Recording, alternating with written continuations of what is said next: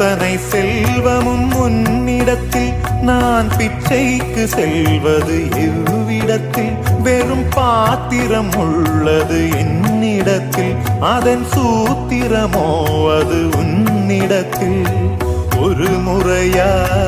இருமுறையா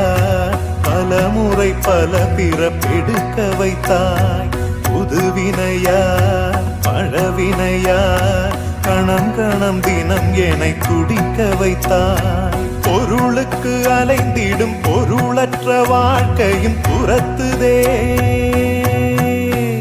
உன் அருள் அருள் அருள் என்று அலைகின்ற மனம் இன்று பிதற்றுதே அருள் விழியால் நோக்குவாய்